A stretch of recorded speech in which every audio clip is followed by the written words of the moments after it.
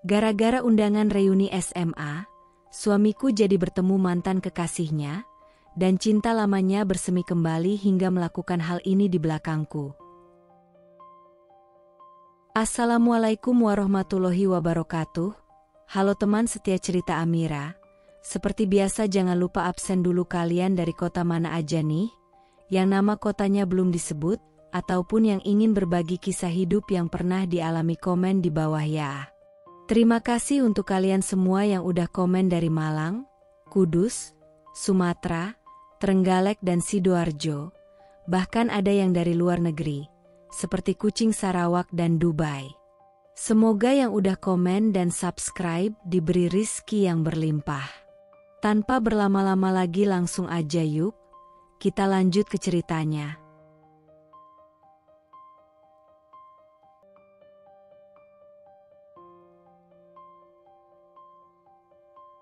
Sore itu, langit menggantung dalam warna jingga yang lembut, menyelimuti halaman rumah dengan cahaya keemasan. Angin semilir menggerakkan tirai putih di ruang tamu, menciptakan suasana tenang yang biasanya kurindukan setelah hari yang panjang mengurus rumah dan anak. Tapi ketenangan itu terasa semu, karena sejak beberapa hari terakhir, ada sesuatu yang berbeda. Sesuatu yang tak bisa kutunjuk langsung, tapi cukup untuk membuat dadaku terasa sesak. Reza, suamiku, duduk di sofa dengan wajah yang berbinar. Sebuah senyum mengembang di wajahnya, senyum yang asing. Senyum yang dulu sering kulihat ketika kami baru menikah, ketika dunia terasa begitu sederhana dan penuh harapan. Tapi senyum itu sudah lama hilang, atau lebih tepatnya, tidak pernah ia tunjukkan padaku lagi, sampai hari ini. Sayang, panggilnya sambil mengangkat ponselnya ke arahku. Lihat ini, lucu ya. Ternyata mereka masih ingat kita semua. Aku mendekat, memiringkan kepala, mencoba melihat layar ponsel yang menampilkan sebuah undangan digital berwarna biru elegan. Judulnya besar dan mencolok, Reuni Akbar SMA Taman Sari Angkatan 2007, temui lagi cerita lama. Tertawa bersama. Lokasinya di Hotel Bintang 5 di pusat kota. Reuni yang tampaknya disiapkan dengan sangat serius. Reuni, ya? Gumamku pelan, mencoba tersenyum meski entah kenapa ada perasaan tak nyaman yang mulai tumbuh di dadaku. Iya, bayangin, udah 20 tahun, Laras. 20 tahun, katanya bersemangat. Matanya berbinar seperti anak kecil yang baru mendapat hadiah ulang tahun. Sejak hari itu, Reza berubah. Ia yang biasanya enggan berdiri lama di depan cermin kini, bisa menghabiskan waktu berjam-jam hanya untuk mencocokkan pakaian.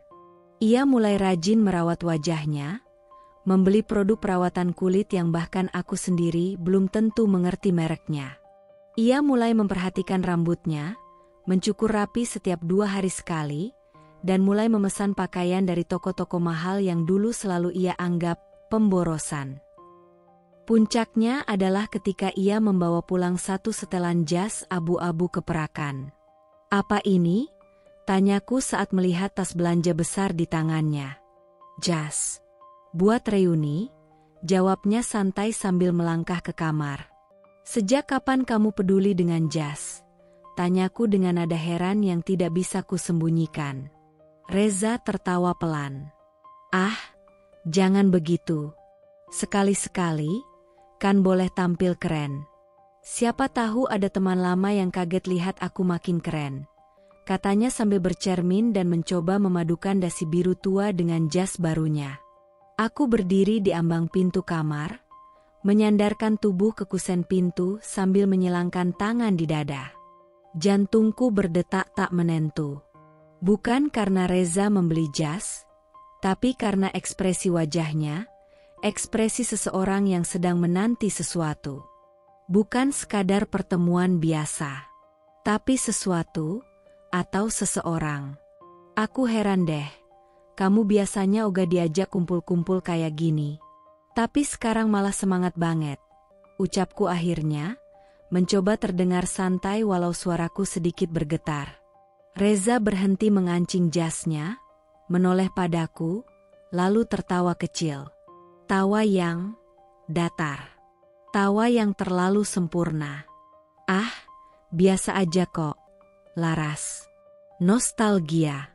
Temu kangen. Udah lama gak ketemu teman-teman SMA. Jawabnya singkat. Nostalgia? Ulangku dengan suara lebih pelan, menatapnya tajam. Iya, nostalgia. Masa-masa muda itu kan berkesan. Ujarnya sambil kembali mematut dirinya di depan cermin, seolah aku tak ada di ruangan itu. Aku terdiam. Kata-katanya mengendap dalam pikiranku seperti kabut pekat yang menutup jalan. Nostalgia. Sebuah kata yang terdengar manis, tapi bisa berarti banyak hal. Terlalu banyak kemungkinan. Apakah hanya teman-teman lamanya yang ia rindukan? Ataukah ada seseorang dari masa lalu yang tak pernah benar-benar ia lupakan? Malam itu, setelah ia tertidur lelap, aku duduk di tepi ranjang dalam gelap. Lampu kamar sudah padam, hanya ada cahaya bulan yang masuk dari jendela. Dan di saat seperti itu, kesunyian menjadi terlalu bising. Aku menatap wajah Reza yang damai dalam tidurnya. Lelaki yang sudah menemaniku lebih dari 10 tahun, lelaki yang dulu selalu memelukku di malam-malam sulit. Tapi sekarang, ia terasa begitu jauh. Jauh dan asing.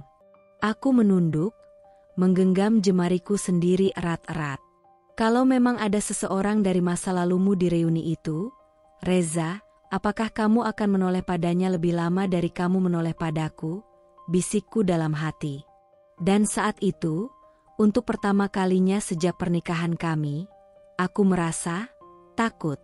Beberapa hari setelah reuni itu, rumah kami terasa berbeda. Bukan karena ada sesuatu yang berubah secara kasat mata.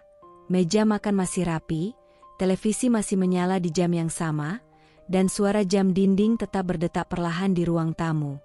Namun, ada kehampaan yang samar, menggantung di antara dinding-dinding rumah ini. Dan yang paling terasa, perubahan itu ada pada Reza.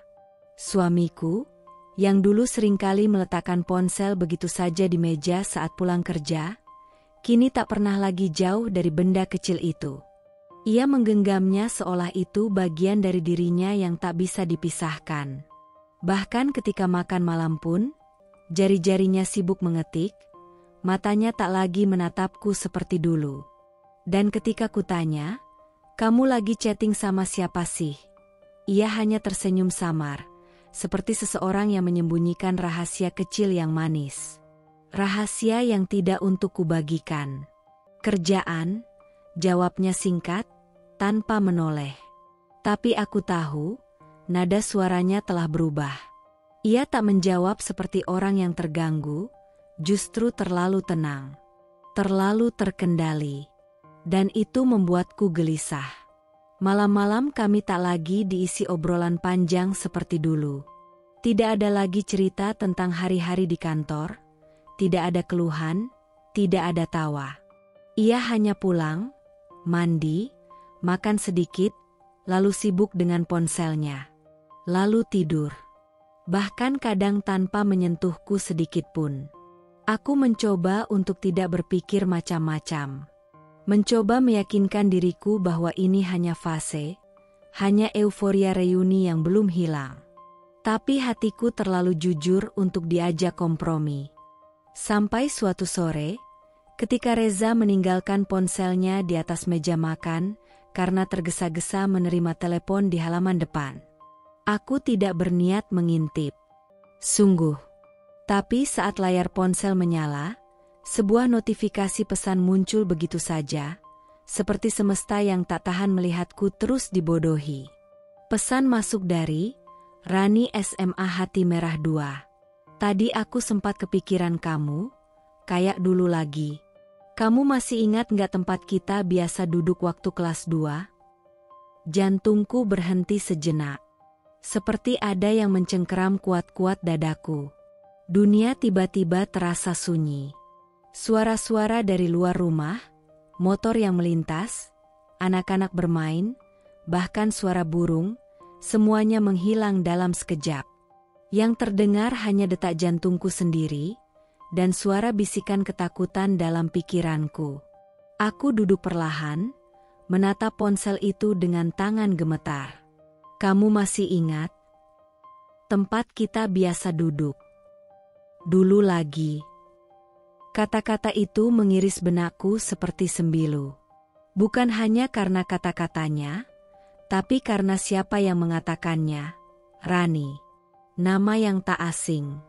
Aku ingat betul, Reza pernah menyebut nama itu dulu sekali, saat kami masih pacaran. Rani, pacar semasa SMA-nya. Cinta pertama. Yang katanya sudah tak punya arti. Tiba-tiba aku merasa ingin muntah. Langkah kaki Reza yang masuk kembali ke rumah membuatku cepat-cepat menjauhkan pandanganku dari ponsel itu. Aku duduk tenang, pura-pura membuka majalah. Tapi mataku tidak benar-benar membaca. Aku hanya berusaha menahan gemuruh dalam dadaku agar tidak meledak di hadapannya. Sayang, sapanya ringan, sambil mengambil kembali ponselnya. Maaf ya, tadi klien dadakan. Aku mengangguk pelan. Kliennya? Tanyaku lirih, hampir tak terdengar. Iya, tadi harus koordinasi data. Jawabnya cepat, terlalu cepat. Lalu senyum. Senyum yang terasa seperti topeng. Aku ingin bertanya. Ingin menjerit. Ingin menamparnya dan memaksanya berkata jujur. Tapi mulutku seakan terkunci. Karena aku tahu, jika aku membuka kotak Pandora ini, mungkin aku tidak akan kuat menghadapi isinya. Namun hatiku, batinku, tidak bisa lagi berpura-pura. Malam itu, aku duduk sendiri di teras belakang. Ditemani lampu temaram dan suara jangkrik yang menyayat sunyi. Di tangan kiriku, ada ponselku. Di tangan kananku, ada sisa air mata yang belum sempat kering. Kenapa, Reza? Bisikku lirih. Kenapa kamu buka pintu untuk masa lalu, padahal aku di sini, masih berjuang menjaga hari ini? Lalu aku menengadah ke langit. Bintang-bintang tampak jauh, terlalu jauh untuk kugapai. Seperti Reza, yang dulu begitu dekat, kini terasa seperti bintang di langit itu. Ada, tapi tak lagi bisa kuraih. Hari-hari setelah aku membaca pesan dari Rani berubah menjadi musim dingin yang panjang dan menyakitkan. Meski matahari masih bersinar seperti biasa. Tapi sinarnya tak lagi menghangatkan. Bahkan saat pagi datang dan sinar mentari menari di lantai keramik rumah kami, rasanya seperti cahaya palsu, tak mampu mencairkan dingin yang menggigit di dalam dada. Reza, suamiku, lelaki yang dulu tak pernah lupa mencium keningku setiap kali pulang kerja, kini bahkan tak menoleh ke arahku. Langkah kakinya yang dulu kutunggu-tunggu setiap sore kini, hanya menghadirkan ketegangan. Ketika kunci pintu berputar, bukan lagi rasa rindu yang datang, tapi rasa takut. Takut ia akan marah. Takut ada hal kecil yang membuatnya kesal. Takut bahwa ia semakin hilang dariku. Reza, kamu udah makan? Tanyaku suatu malam ketika ia pulang lebih larut dari biasanya. Ia tak menjawab. Hanya menggantungkan jaketnya, menaruh tas kerja di kursi, dan berjalan ke dapur. Aku mengikuti pelan. Tak ingin memancing emosi, tapi juga tak ingin diam selamanya. Mau aku panasin sayurnya dulu? Gak usah, jawabnya dingin, tanpa menatapku. Suaranya datar. Terlalu datar. Seolah aku ini sekadar suara latar di hidupnya, bukan lagi istrinya. Aku menelan ludah. Masih mencoba bersabar. Tapi batin ini terus robek sedikit demi sedikit. Setiap kali ia menjauh, setiap kali ia bersikap seperti aku ini beban yang mengganggu hidupnya. Dan itu bukan hanya terjadi sekali. Hampir setiap hari, ia datang dengan raut wajah kusut.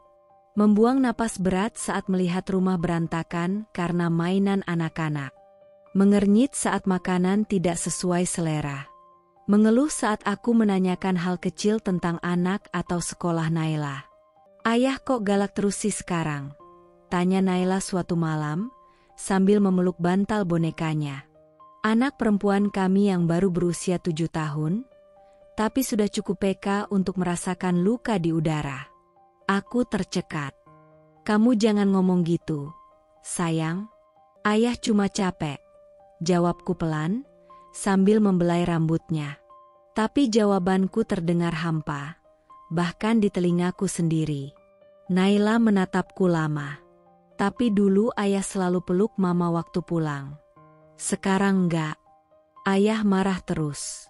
Mama salah apa?" Pertanyaan itu sederhana tapi menghantamku lebih keras daripada kata-kata dewasa manapun. Aku tersenyum paksa, menahan air mata agar tak jatuh. "Mama nggak salah, sayang. Kadang, orang dewasa juga bisa bingung sama perasaan mereka sendiri." Di malam hari, setelah anak-anak tidur dan rumah sunyi, aku duduk sendiri di sudut kamar, menatap foto pernikahan kami yang tergantung di dinding. Aku menatap wajah kami, begitu bahagia, begitu percaya satu sama lain.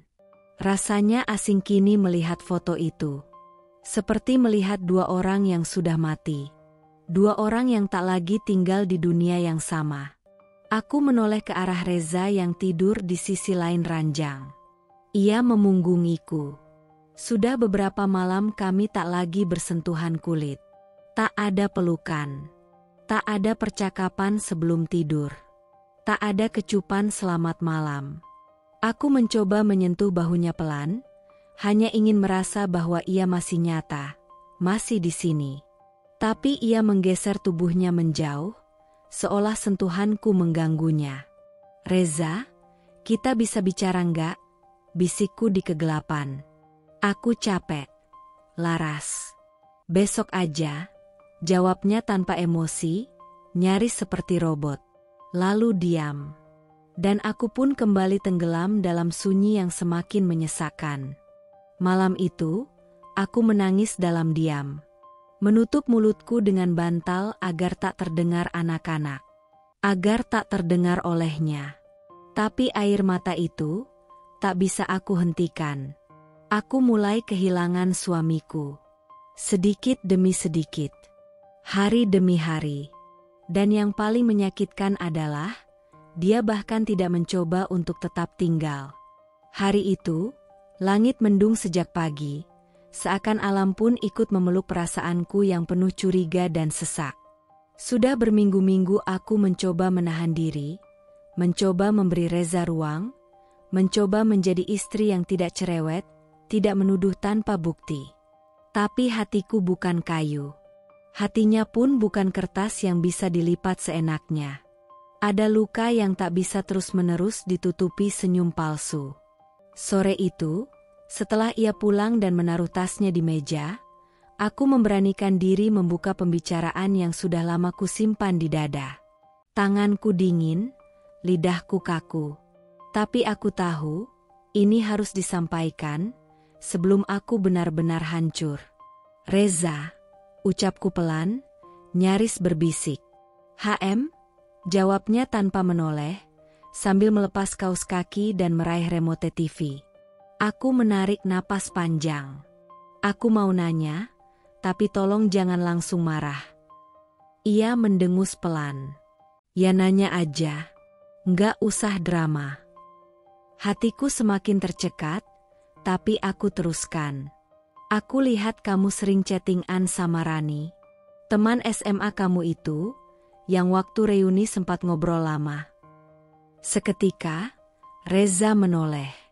Matanya membelalak. Dingin. Menyala, bukan karena cinta, tapi karena kemarahan yang tertahan.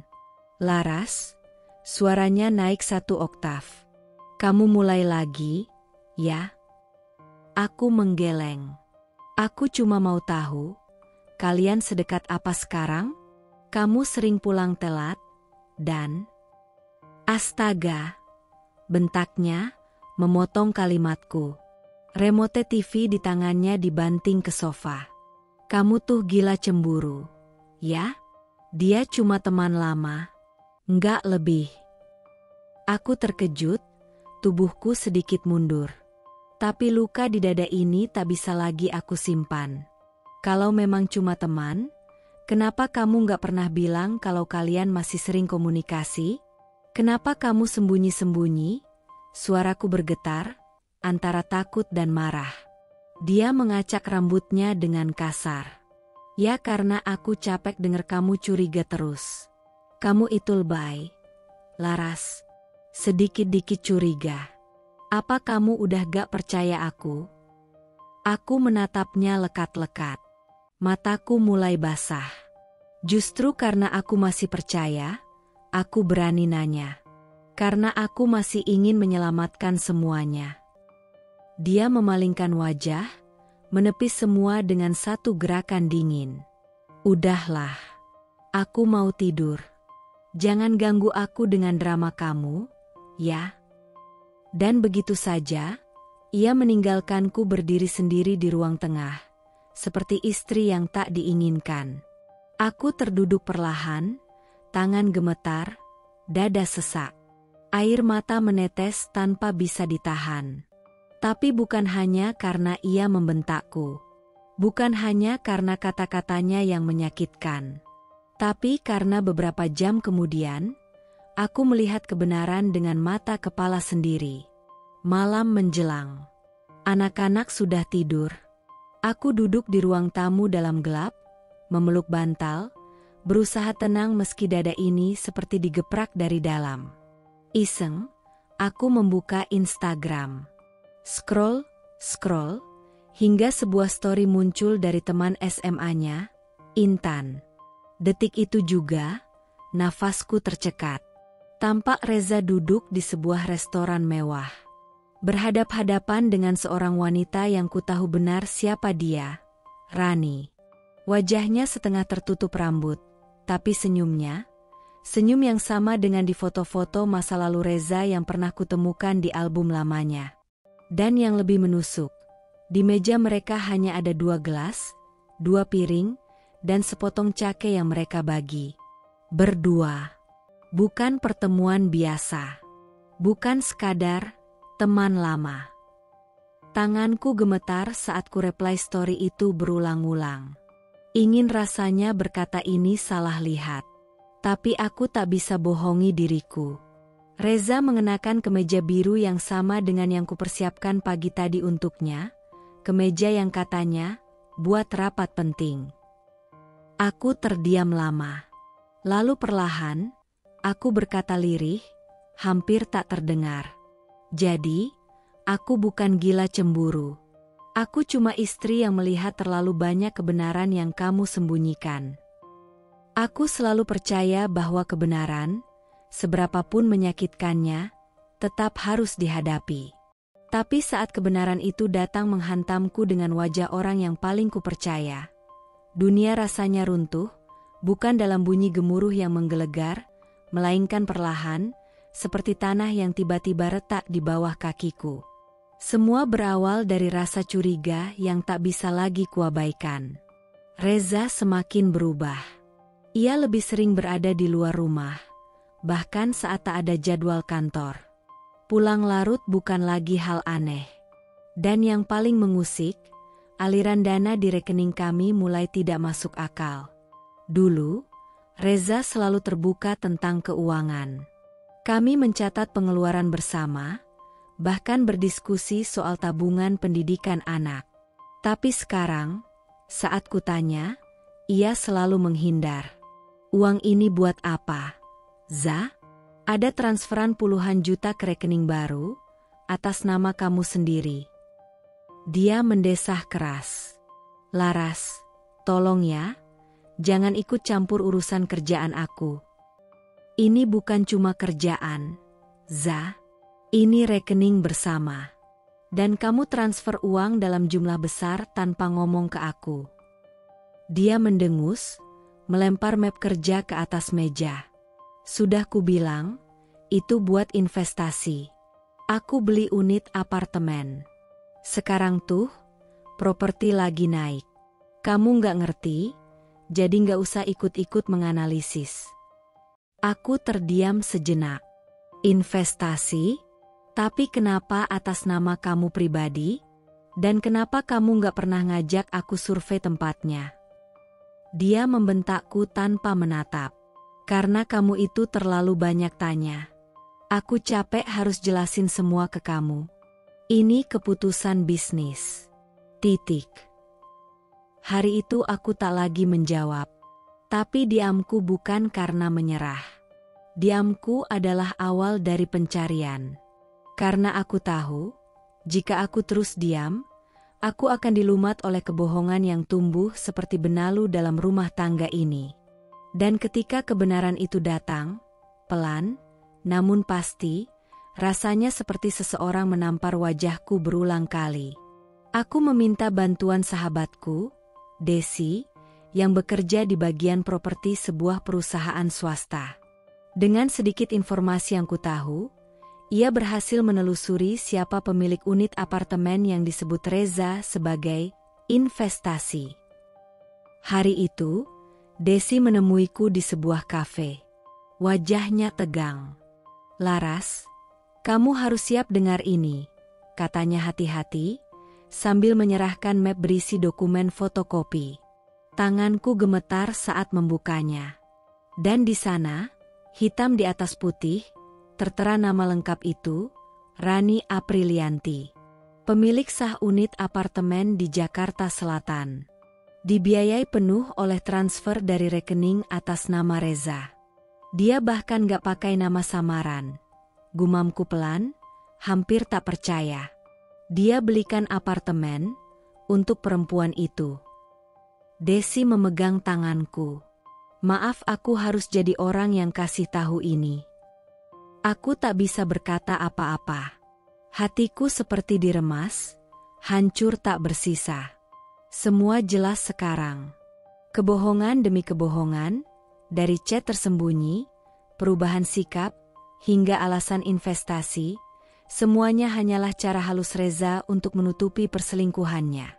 Dan yang paling menyakitkan, semua ini terjadi sejak hari reuni itu. Hari ketika aku masih sempat menyetrika kemejanya, menyemprotkan parfum favoritnya, dan berkata, "Semoga ketemu teman lama yang seru." Ya. Aku, istrinya, membantunya pergi ke pelukan wanita lain.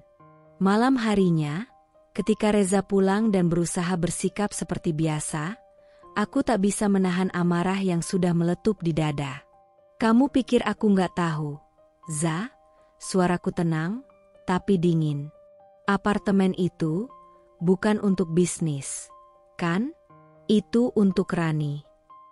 Dia terpaku di ambang pintu, matanya membelalak, tapi cepat-cepat ia pasang wajah marah. "Dari mana kamu tahu? Kamu ngintilin aku?" "Aku cuma mencari tahu apa yang harus aku ketahui. Karena ternyata, istrimu ini bukan gila cemburu, tapi gila karena terlalu sabar dicurangi." "Laras, kamu nggak ngerti. Aku dan Rani cuma apa? Hah? Cuma bernostalgia sambil tidur bersama? Cuma mengulang masa SMA sambil kamu biaya hidupnya? Aku ini apa buat kamu, Reza? Mesin pengasuh anak? Boneka dapur?" Dia diam, tak membantah, tak menyangkal. Dan di matanya, aku tidak lagi melihat rasa bersalah, hanya lelah karena ketahuan. Dan disitulah aku tahu, bukan hanya hatiku yang dihancurkan, tapi martabatku, harga diriku, kepercayaanku. Malam itu, aku tidur dengan mata terbuka. Tapi bukan karena takut kehilangan Reza.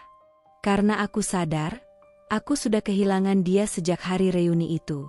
Sejak pertama kali dia memilih menoleh ke masa lalu dan melupakan siapa yang menemaninya hari ini. Hari itu, langit mendung seperti perasaanku yang tak menentu. Rumah kami sunyi, Hanya terdengar suara jam dinding yang berdetak pelan dan gemericik air dari mesin cuci yang sedang berputar.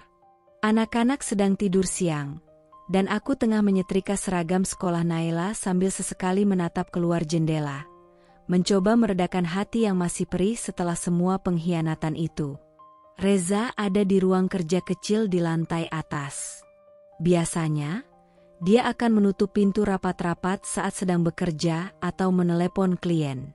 Tapi entah kenapa hari ini pintu itu terbuka sedikit, dan suaranya terdengar samar. Aku tak berniat menguping, sungguh tidak. Tapi saat ku dengar namaku disebut, langkahku terhenti di tangga. Suaranya jelas, terdengar tergesa tapi tak berusaha berbisik. Seolah dia yakin aku tak akan peduli. Atau mungkin, dia tahu aku mendengar dan memang ingin menyakitiku. Nggak usah bahas dialah. Laras tuh ya gitu, di rumah kerjaannya cuma ngurus anak, masak, nyapu. Nggak ngerti aku. Setiap aku ajak ngobrol soal kerjaan, dia cuma ngangguk doang. Nggak nyambung. Aku terdiam. Jantungku seperti dipukul palu besar. Napasku tercekat, tangan yang tadi memegang handuk kecil kini gemetar. Aku tuh butuh pasangan yang bisa diajak diskusi, yang bisa diajak mikir bareng, bukan cuma soal popok anak atau harga cabai di pasar. Lalu terdengar tawa ringan dari lawan bicaranya. Suara perempuan. Dan aku tahu pasti, itu Rani.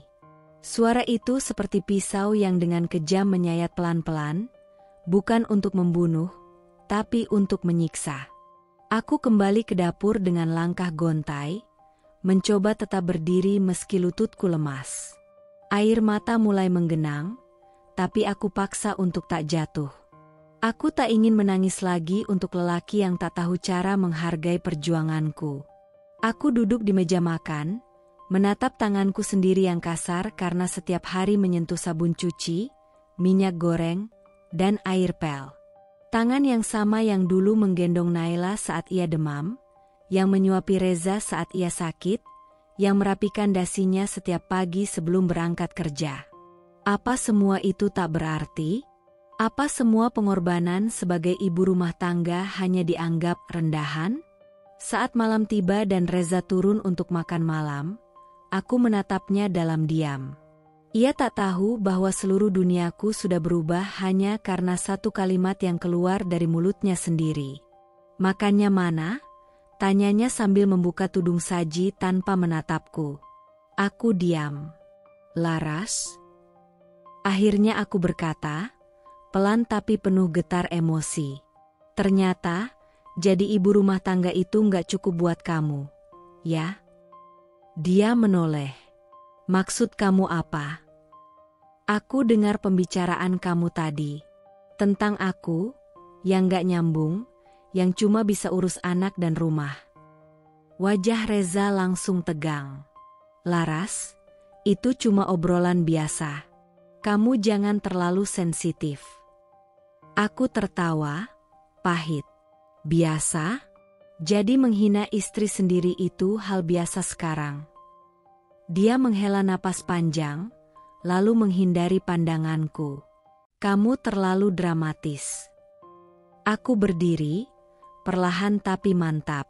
Aku memang ibu rumah tangga, Reza. Aku yang kamu remehkan ini yang bangun duluan tiap pagi buat nyiapin sarapanmu. Aku yang kamu anggap gak nyambung ini yang ngurus rumah supaya kamu bisa kerja tenang. Aku yang katanya cuma bisa urus anak ini, yang kamu tinggalin demi perempuan yang gak tahu rasanya begadang demi anak yang panas tinggi. Reza masih diam. Dan itu semakin menegaskan, dia memang tak punya pembelaan. Karena semua yang aku katakan, benar. Aku melangkah pergi, menahan isak yang hampir pecah.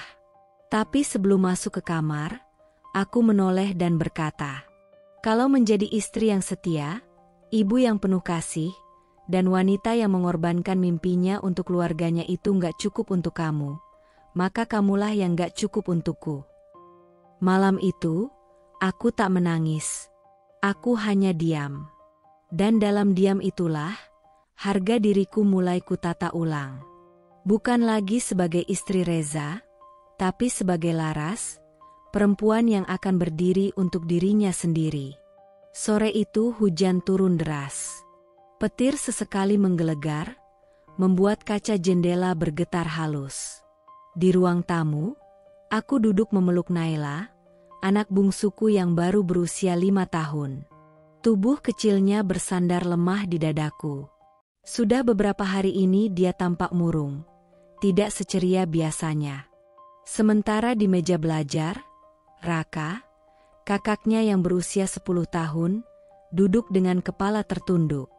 Kertas ulangan matematika tergeletak di depannya, dengan angka merah mencolok di pojok kanan atas, 48. Aku menatapnya, pelan aku dekati. Raka, Mama nggak marah, ucapku lembut, mengelus rambutnya. Tapi kamu kenapa nggak bilang kalau kamu kesulitan ngerjain soal? Raka tak menjawab. Ia hanya mengangkat bahu dan mengusap matanya dengan cepat. Ia malu. Tapi aku tahu, lebih dari sekadar nilai, yang hancur adalah semangat dan kestabilan emosinya. Raka anak yang pintar. Tapi sejak beberapa bulan terakhir, sejak Reza makin jarang pulang, sejak suasana rumah selalu tegang, dia berubah. Papa nggak pernah bantu aku belajar lagi. Gumamnya pelan, nyaris tak terdengar. Aku tercekat. Sakitnya lebih tajam dari sembilu. Karena aku tahu, itu bukan sekadar keluhan. Itu adalah jeritan hati anak yang kehilangan arah. Dulu, setiap malam, Reza akan duduk bersama Raka, membantu PR-nya, mengajari soal-soal sulit. Mereka sering tertawa bersama, bertukar cerita, bermain catur sebelum tidur. Tapi sekarang, Reza hanya pulang 2 atau 3 kali dalam seminggu. Bahkan kadang, hanya muncul untuk tidur, lalu pergi pagi-pagi tanpa pamit. Anak-anak menanti. Tapi yang mereka dapat hanya keheningan dan punggung yang menjauh. Malam itu, saat aku menidurkan Naila, ia tiba-tiba menatapku dengan mata besar yang sembab. Lalu ia berkata, pelan dan polos. "Ma, aku nggak suka ayah." "Deh." Aku menelan ludah. "Kenapa, sayang?" "Ayah jahat. Ayah nggak pernah pulang. Ayah nggak peluk Naila lagi." Tangis kecilnya meledak, dan ia mengubur wajahnya di dadaku. Tanganku otomatis memeluk tubuh mungil itu, mencoba menenangkannya, walau sebenarnya, aku sendiri sedang menahan isak yang nyaris pecah. "Ayah, bukan jahat, sayang," bisikku sambil mencium ubun-ubunnya. "Ayah cuma lagi sibuk. Tapi Naila punya mama, punya kakak. Kita tetap keluarga, ya." Tapi aku tahu, kalimatku hanya upaya menyembunyikan luka. Bahkan Naila yang masih kecil pun tahu, ada yang tidak beres. Setiap kali Reza pulang, rumah terasa seperti ladang ranjau. Anak-anak diam. Tak ada tawa. Tak ada pelukan. Raka lebih memilih masuk ke kamar, pura-pura tidur. Naila bahkan pernah menolak digendong Reza, memalingkan wajah dan berkata, "Aku maunya mama aja." Dan Reza? Dia tak pernah terlihat menyesal. Ia justru makin sering menyalahkan suasana. "Rumah ini udah nggak nyaman," katanya suatu malam. "Anak-anak jadi manja. Kamu terlalu protektif. Semua salah pola asuh kamu, Laras." Aku hanya menatapnya, tak membalas. Karena aku tahu, yang membuat rumah ini tidak nyaman, adalah kehadirannya yang setengah hati. Malam-malamku kini tak lagi dipenuhi kehangatan keluarga. Yang ada hanya suara tangis anak-anak yang kupeluk dalam gelap. Suara rintihan mereka yang tak tahu harus menyalahkan siapa atas perubahan ayah yang dulu mereka kagumi. Dan malam itu, saat semuanya sudah tidur, aku berjalan ke cermin, menatap wajahku sendiri yang mulai letih. Rambut yang kusut karena tak sempat ke salon, mata yang sembab karena terlalu sering menangis, dan bibir yang sudah jarang sekali tersenyum. Aku berkata dalam hati, jika aku bertahan hanya untuk mempertahankan kehancuran, lalu siapa yang akan menyelamatkan anak-anakku? Aku berdiri di depan gedung apartemen mewah di bilangan Jakarta Selatan. Hujan baru saja berhenti, menyisakan aroma tanah basah dan udara yang dingin menusuk kulit. Napasku berat, langkahku sedikit ragu. Tapi di dadaku, ada bara yang sudah terlalu lama kupendam. Dan hari ini, aku akan membiarkannya menyala. Tanganku menggenggam ponsel erat. Di dalamnya, ada pesan dari Desi, sahabatku, yang memberiku alamat ini. Apartemen yang dibeli Reza. Tempat di mana ia kerap menginap dengan alasan kerja lembur atau urusan kantor mendesak. Dan aku akhirnya memutuskan tak bisa terus diam. Pintu dibuka. Dan di baliknya berdiri perempuan itu. Rani. Dia masih cantik. Bahkan mungkin lebih cantik dari masa SMA kami. Rambutnya tergerai sempurna, kulitnya cerah, tubuh ramping terawat. Ia mengenakan dress tipis warna krem yang terlalu santai untuk dikatakan sopan, dan di tangannya ada segelas wine yang baru disentuh. Matanya menatapku dari atas ke bawah dengan ekspresi tak terkejut, seolah ia memang sudah menungguku datang. Oh, ini toh yang katanya istri sah. Katanya santai, bersandar di kusen pintu dengan senyum sinis yang tak berusaha disembunyikan. Masuk aja, Mbak Laras. Mau lihat-lihat investasi Reza? Aku menahan napas. Tanganku mengepal di sisi tubuhku. Tapi aku masuk. Aku ingin tahu, aku ingin melihat dengan mataku sendiri, tempat di mana suamiku mengkhianatiku. Ruangannya rapi. Terlalu rapi. Bau parfum maskulin tercium samar, bercampur aroma lembut lilin aromaterapi. Ada foto kecil di rak, Rani dan Reza, tersenyum di pinggir pantai. Foto yang tak pernah kutahu diambil diam-diam dari kebahagiaan yang mereka bangun di atas kehancuran hidupku. Aku berdiri kaku di tengah ruangan. Ingin muntah. Ingin berteriak. Tapi aku hanya diam. Diam yang menyakitkan. Rani duduk di sofa, menyilangkan kaki. Ia menatapku dengan angkuh, seolah akulah yang datang memohon, bukan sebagai istri yang dikhianati. Mbak mau apa? Mau marah-marah? Mau jambak aku? Aduh, sinetron banget deh. Lagi pula, Reza milih aku bukan karena aku nyolong. Tapi karena dia lebih bahagia sama aku. Tanganku mulai gemetar. Tapi suaraku tetap tenang, walau getarannya tak bisa disembunyikan. Bahagia? Kamu pikir bahagia itu merebut suami orang? Menghancurkan rumah tangga orang? Merampas ayah dari anak-anak yang masih butuh kasih sayangnya? Rani tertawa pelan, tajam. Please, Mbak, jangan lebay. Reza itu kan bukan sapi, bisa direbut. Dia datang ke aku dengan sadar. Cinta lama, tahu sendirilah, susah dilawan. Mungkin baknya aja yang terlalu membosankan. Kata-kata itu menamparku seperti cambuk. Tapi aku tak menunjukkan kelemahanku. Aku mendekat, hingga hanya berjarak beberapa langkah darinya. Kupandangi wajahnya dalam-dalam, lalu aku berkata, "Kamu tahu nggak, Rani? Aku nggak datang ke sini buat rebut Reza. Aku nggak datang untuk menangis atau merengek. Aku datang untuk melihat seberapa rendah kalian harus jatuh untuk bisa merasa menang." Rani menatapku, ekspresinya berubah sekilas. Aku datang bukan karena takut kehilangan Reza. Tapi karena aku ingin melihat siapa perempuan yang merasa bangga tidur di tempat yang dibangun dari pengkhianatan. Kamu boleh menang sekarang, tapi percaya sama aku, Rani, Kehidupan gak pernah utuh dibangun dari luka orang lain. Aku tak menunggu jawabannya. Tak perlu. Karena apapun yang keluar dari mulutnya, hanyalah suara dari seorang wanita yang merasa hebat, karena memenangi sesuatu yang tak layak diperebutkan. Aku melangkah keluar dari apartemen itu dengan napas tertahan. Tangisku pecah hanya saat aku sudah sampai di dalam mobil. Tapi itu bukan tangis karena kalah. Itu adalah tangis pelepasan. Tangis dari perempuan yang akhirnya tahu siapa yang pantas untuk diperjuangkan dan siapa yang cukup dikembalikan pada semestinya. Sampah.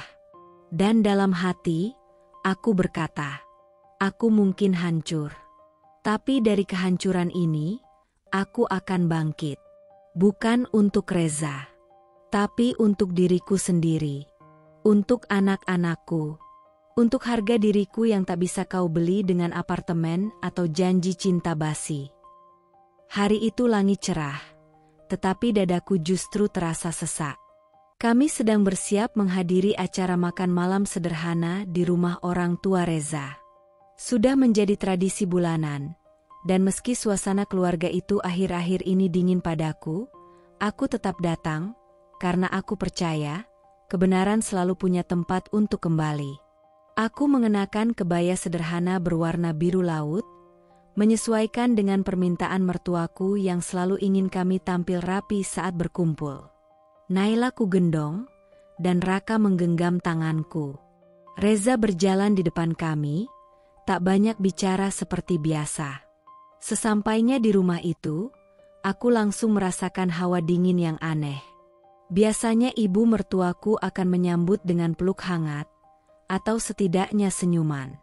Tapi malam itu, ia hanya menatap sekilas lalu membalikkan badan. Masuk aja, katanya pendek. Aku menatap Reza sejenak. Ia pura-pura tidak peduli, malah langsung duduk di sofa, membuka ponsel.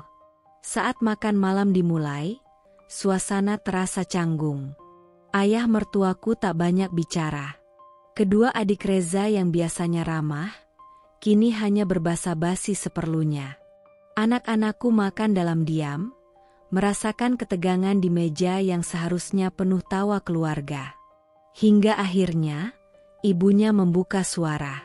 Kalimatnya bagaikan palu yang memecahkan kaca. Kami cuma gak nyangka, Laras, ternyata kamu selama ini begitu ke Reza. Aku menoleh, bingung. Maksud ibu? Ia menatapku lurus, tajam, dingin. Masa istri gak pernah dukung suami? Katanya kamu sering marah kalau Reza pulang telat. Sering menolak ajakan dia ngobrol. Males. Bahkan katanya kamu itu istri yang dingin, gak pernah menghargai kerja kerasnya. Suapan terakhir belum sempat kutelan. Jantungku berdetak tak karuan. Tanganku gemetar, sendok nyaris terjatuh. Aku memalingkan wajah ke Reza, mencari pembelaan, mencari kejujuran. Tapi dia hanya menatap makanannya seolah tak mendengar. Itu gak benar, Bu, suaraku pelan, hampir berbisik.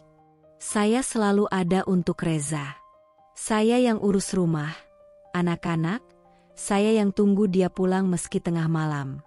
Saya yang selalu siapkan makanannya, pakaiannya, bahkan ikut bantu revisi presentasinya waktu dia begadang untuk proyek besar itu. Ibunya hanya tersenyum miring. Tapi dia bilang kamu berubah. Dingin, cuek, dan terlalu curiga. Kamu terlalu mengekang. Dadaku terasa seperti diremukan. Aku ingin berteriak. Ingin berdiri dan menumpahkan semuanya. Tentang Rani, tentang kebohongan, tentang malam-malam panjang yang kuhabiskan menangis dalam diam. Tapi yang keluar dari bibirku hanyalah, saya bukan istri sempurna, Bu, tapi saya bukan seperti yang Reza katakan. Saya berjuang. Saya berkorban. Saya cinta keluarganya, termasuk ibu dan bapak. Air mataku mulai tergenang, dan Raka menggenggam tanganku di bawah meja. seolah berkata, "Mama kuat." Tapi Reza, ia masih diam. Tak sekalipun ia angkat suara untuk meluruskan. Malam itu aku tahu, bukan hanya hatiku yang dihancurkan Reza, tapi juga reputasi, martabat, dan segala perjuanganku sebagai seorang istri. Ia membalikkan fakta dengan mulus, memainkan narasi seolah akulah sumber kehancuran ini. Dan lebih sakitnya lagi, orang-orang yang dulu mencintaiku kini mulai melihatku dengan tatapan curiga dan dingin. Saat kami pamit pulang, ibu mertuaku tak mengantar ke pintu seperti biasa. Ia hanya berkata, "Semoga kamu bisa berubah, Laras. Demi kebaikan keluarga ini." Di mobil, aku menangis tanpa suara. Anak-anak tertidur di kursi belakang, dan Reza tetap menatap lurus ke jalan, seolah tak ada yang terjadi. Seolah semua ini hanyalah angin lalu. Tapi dalam hatiku, aku bersumpah, aku tak akan biarkan fitnah ini membunuhku. Mungkin aku diam hari ini, tapi satu hari nanti, semua akan tahu siapa yang sebenarnya menghancurkan keluarga ini. Hari itu, udara terasa lebih panas dari biasanya. Aku berdiri di depan pintu rumah, menunggu Raka yang sedang bermain di halaman. Sebelumnya, aku sempat melihat sosok Reza bergegas pergi dengan jaket hitam, seperti biasa. Namun kali ini ada yang aneh. Biasanya ia memberi salam, setidaknya tersenyum. Tapi tidak hari itu. Tidak ada sepatah kata pun yang keluar dari mulutnya. Seperti ada yang mengganjal di dadaku, ada rasa tidak enak yang semakin membesar. Aku memutuskan untuk melupakan perasaan itu dan kembali ke dapur, menyiapkan makan malam untuk anak-anak. Namun, tak lama kemudian, ponselku bergetar. Aku menerima pesan dari seorang teman lama, Aris, yang kebetulan tinggal satu kompleks dengan Rani. Dia mengirimkan sebuah gambar yang seolah menggetarkan dasar hati dan menghancurkan segala hal yang kupercaya. Itu adalah foto Reza dan Rani, mengenakan pakaian pernikahan yang sederhana namun elegan. Mereka berdua tampak bahagia, tangan mereka saling menggenggam erat, di tempat yang familiar, di taman belakang rumah yang beberapa kali aku kunjungi untuk menghadiri acara keluarga. Ternyata, tanpa sepengetahuanku, Reza menikah siri dengan Rani. Hatiku berdegup kencang. Aku seperti dihantam palu di dada. Wajahku terasa panas, pandanganku mulai kabur. Semua dunia seakan runtuh begitu saja di depan mataku. Berita itu datang dengan begitu tiba-tiba, begitu tak terduga, dan begitu menghancurkan. "Apa-apaan ini, Aris?" pesanku gemetar. "Apa kamu yakin ini benar?" Aris membalas dengan singkat, namun menambah rasa pedih yang sudah melukai hatiku. "Aku gak bohong, Laras. Aku dengar dari tetangga mereka. Mereka udah sah menikah secara agama. Reza gak pernah kasih tahu kamu, kan?" Air mataku mulai mengalir tanpa bisa kutahan. Aku memandang foto itu sekali lagi, wajah Reza yang dulu aku kenal, yang dulu aku cintai, kini tersenyum dengan bahagia di samping wanita yang telah merusak hidupku. Itu adalah wajah yang tak asing, tapi kini menjadi wajah yang begitu asing dan menakutkan. Aku merasa seperti orang bodoh yang telah dibutakan oleh kebohongan selama ini. Aku tak bisa diam lagi. Aku harus menghadapi Reza. Dengan gemetar, aku berjalan menuju ruang tamu. Raka sedang duduk di sana, membaca buku cerita. Naila sedang menggambar di meja makan. Mereka tampak tenang. Tak tahu apa yang baru saja kutemui, kebenaran yang menghancurkan dunia kami. Namun Reza belum pulang. Menjelang malam, saat anak-anak sudah tidur, aku memutuskan untuk menghadapinya. Aku memanggilnya ke ruang keluarga. Dada ini berdegup kencang, bibirku hampir tak bisa menyebutkan kata-kata yang akan keluar. Aku sudah terlalu lelah berbohong pada diri sendiri. Reza masuk dengan wajah lelah, mungkin baru saja pulang dari kantor. Ia menghapus keringat di dahinya, lalu duduk di sofa. Senyumannya tampak lemah, seperti biasanya. Aku menatapnya, menahan napas. Reza, suaraku bergetar. Kenapa kamu lakukan ini? Kenapa kamu menikah dengan Rani tanpa bilang apa-apa ke aku? Dia menatapku dengan mata yang kosong, seolah sudah tahu pertanyaan itu akan datang. Laras, katanya dengan nada datar. Ini bukan sesuatu yang kamu bisa pahami. Aku cuma nggak bisa terus seperti ini. Suaranya datar, tak ada penyesalan, tak ada rasa bersalah. Seolah apa yang telah ia lakukan bukanlah sebuah pengkhianatan, melainkan sesuatu yang bisa diterima begitu saja. Aku merasa dunia ini berputar terlalu cepat. Tanganku gemetar. Bagaimana bisa dia melakukannya? Bagaimana bisa dia begitu tega terhadapku? Jadi, kamu anggap aku nggak ada? Bisikku. Kamu anggap aku cuma penghalang di hidup kamu. Reza, apa kamu pikir aku nggak berjuang selama ini? Apa kamu pikir aku cuma diam dan nggak peduli?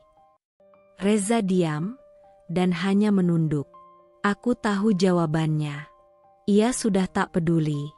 Cinta itu telah lama hilang, digantikan oleh sebuah kebohongan besar yang dipenuhi dengan kedustaan dan pengkhianatan. Aku nggak peduli lagi. Lanjutku, tangisku tak bisa aku tahan lagi. Aku sudah cukup dihancurkan. Cukup sudah aku dicampakan. Cukup sudah aku dihina. Cukup sudah aku diperlakukan seperti ini. Kamu dan Rani sudah menang. Aku akan pergi. Tapi anak-anak akan tetap bersamaku. Reza tak berkata apa-apa. Ia hanya duduk, menunduk, seolah semuanya sudah berakhir dan tak ada yang perlu dibicarakan lagi. Aku bangkit dan berjalan menuju pintu. Tak ada lagi kata-kata yang perlu aku ucapkan. Aku sudah tidak mengenal pria yang dulu ku kenali sebagai suamiku.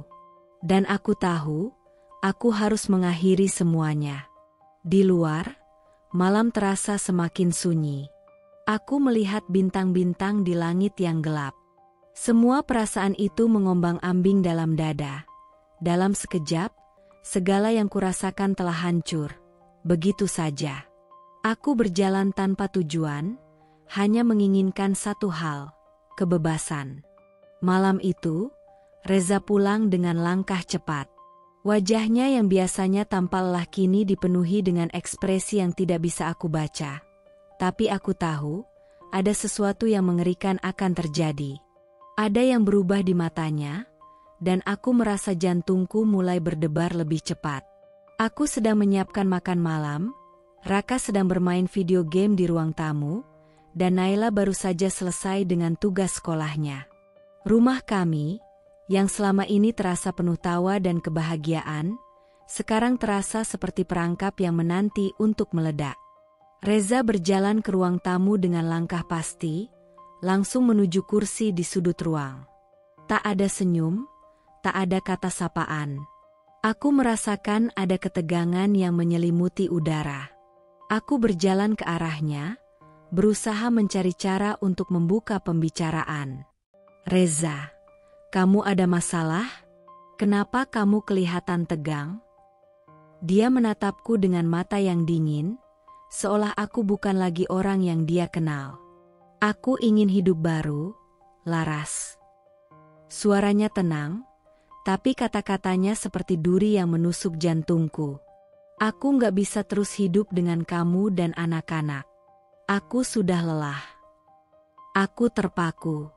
Kata-katanya menghujam dengan sangat tajam, seperti badai yang datang begitu saja, merobohkan segala hal yang kukira masih bisa diselamatkan. Apa maksud kamu? Tanyaku, suaraku hampir tak terdengar. Reza, kita sudah melalui banyak hal. Anak-anak. Anak-anak? Reza memotongku dengan suara keras. Kamu masih berpikir soal anak-anak? Tidak, Laras. Aku sudah membuat keputusan. Aku tidak mau lagi hidup denganmu. Kamu harus pergi. Aku terdiam. Aku tidak bisa mencerna kata-katanya. Rasanya seperti ada dinding tebal yang tiba-tiba menghalangi perasaanku. Aku ingin berteriak, ingin menuntut penjelasan lebih, tapi kata-kata itu terlalu berat, terlalu menyesakkan untuk dihadapi. Reza berdiri, berjalan menuju pintu. Aku sudah bilang, rumah ini atas nama aku. Silakan kamu pergi. Bibirku gemetar. Aku menatapnya, mencoba mencari secercah pengertian di matanya, tapi yang kutemui hanyalah kebekuan yang membuatku merasa sangat asing di hadapannya. Tunggu, Reza, kataku dengan suara serak. Kamu gak bisa begitu saja mengusir aku. Ini rumah kita bangun ini bersama, untuk anak-anak kita. Ini rumah kita. Air mataku mulai mengalir, tak bisa kubendung lagi. Bukan rumah kita, Laras, jawabnya tanpa ekspresi. Ini rumah aku. Semua yang ada di sini atas nama aku. Kamu gak punya hak apa-apa di sini.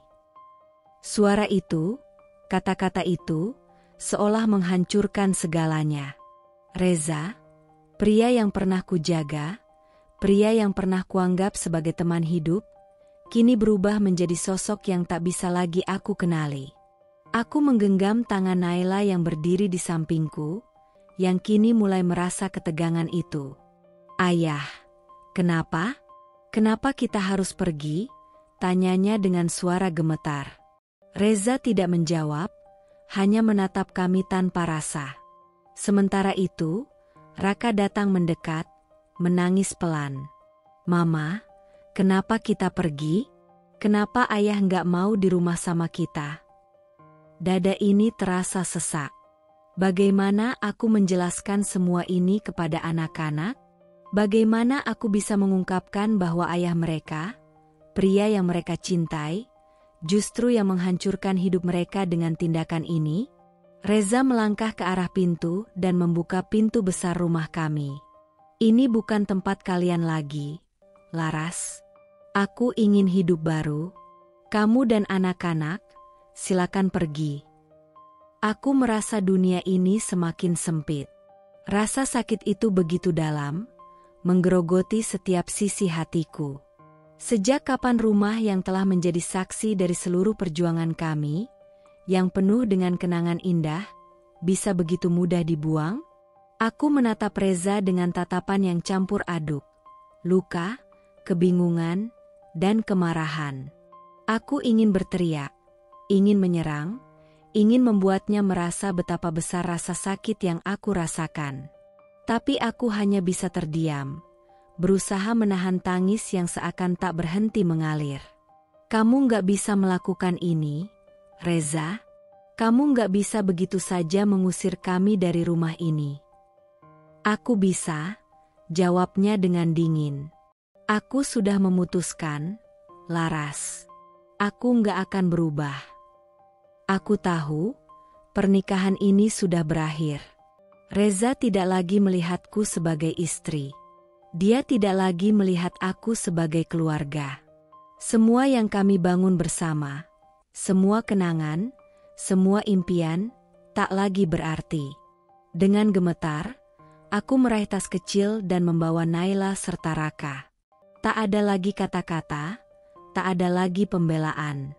Hanya langkah kaki yang berat, membawa anak-anak keluar dari rumah yang selama ini kami anggap sebagai tempat berlindung. Aku melangkah keluar, meninggalkan rumah yang telah menjadi saksi dari segalanya. Dan meskipun hatiku hancur, aku tahu satu hal, aku akan bertahan. Di luar, malam terasa semakin gelap. Tapi aku tidak peduli. Aku tidak takut lagi. Aku sudah memilih untuk melangkah. Apapun yang terjadi.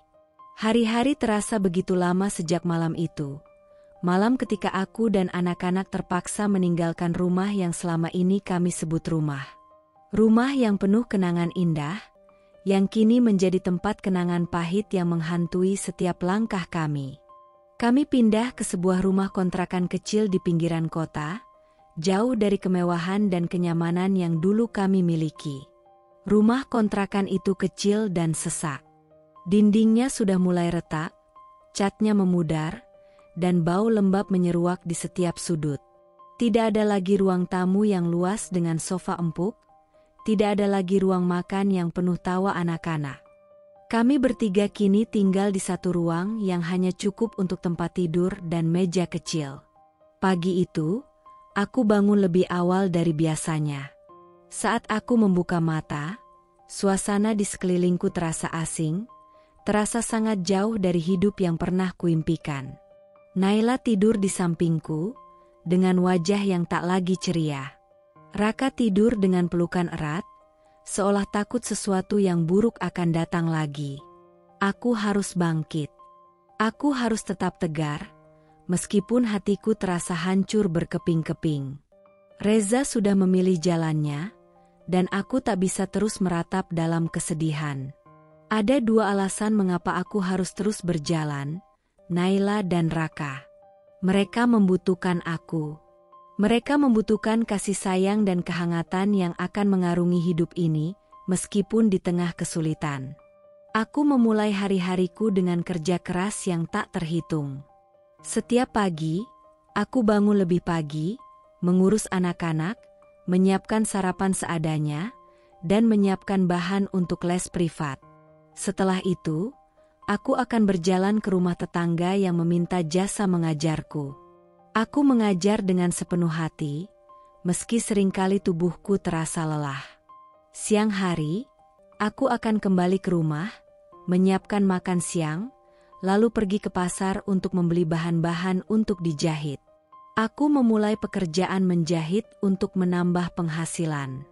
Terkadang, di malam hari, aku duduk di meja kecil yang sempit, menjahit pakaian-pakaian pesanan, bahkan mulai mencoba jualan online, berharap ada yang membeli barang-barang bekas yang bisa kuberikan kehidupan pada mereka. Setiap malam, ketika anak-anak sudah tidur, aku hanya duduk di sudut ruangan, melihat foto keluarga lama yang masih kusimpan. Foto yang dulunya membuat hatiku penuh kebahagiaan, kini hanya mengingatkan pada betapa mudahnya cinta bisa dihancurkan. Aku ingin menangis, ingin merasa lelah, tapi aku tidak boleh. Aku tidak punya waktu untuk itu. Aku harus terus berjuang. Aku belajar untuk hidup dari apa yang ada. Uang tak selalu cukup, tetapi aku berusaha menabung sedikit demi sedikit. Meski itu hanya untuk membeli keperluan sehari-hari. Tidak ada yang mudah. Tidak ada yang bisa kuandalkan selain diriku sendiri dan anak-anakku. Naila dan Raka sering bertanya kenapa ayah tidak pernah datang lagi. Aku hanya bisa menjawab dengan senyuman yang tertahan. Ayah sedang sibuk, Nak, tapi Mama akan selalu ada untuk kalian. Mama akan selalu mencintai kalian. Namun aku tahu, meskipun aku menenangkan mereka dengan kata-kata itu, hatiku tetap tergores. Bagaimana aku bisa menjelaskan bahwa ayah mereka telah memilih jalan yang berbeda? Bagaimana aku bisa menjelaskan bahwa kami telah ditinggalkan begitu saja? Aku merasa hancur, merasa sendiri, tetapi di balik semua itu, aku menemukan kekuatan yang baru, kekuatan untuk bertahan demi anak-anakku. Setiap kali melihat wajah mereka yang penuh harapan, aku merasa sedikit terhibur. Raka yang mulai belajar untuk menggambar lebih serius. Naila yang membantu mempersiapkan makanan meskipun usianya masih muda, mereka adalah penyemangatku. Mereka adalah alasan mengapa aku tidak boleh menyerah. Suatu malam, saat aku duduk termenung, menatap layar ponselku yang hampir mati karena terlalu lama digunakan untuk jualan online, aku melihat pesan dari seorang teman lama yang mengetahui kondisiku. Pesan itu singkat, namun memberi harapan. Laras, jangan pernah merasa sendiri. Kamu kuat. Kami di sini untukmu. Aku tak bisa membalasnya, tapi kalimat itu seperti angin segar yang masuk ke dalam hatiku. Itu membuatku merasa sedikit lebih kuat. Sedikit lebih yakin bahwa meskipun aku jatuh, aku tidak akan pernah benar-benar terjatuh. Hari-hari berjalan dengan berat, tapi aku tahu, aku tak sendirian. Anak-anak, meskipun tidak mengerti sepenuhnya, memberikan harapan yang tidak pernah kuperoleh dari Reza. Mereka adalah kekuatanku, alasan aku bangkit dari titik terendah hidupku. Aku mungkin tidak punya rumah mewah lagi, mungkin tidak ada yang membantuku seperti dulu, tapi aku punya anak-anak yang mencintaiku tanpa syarat.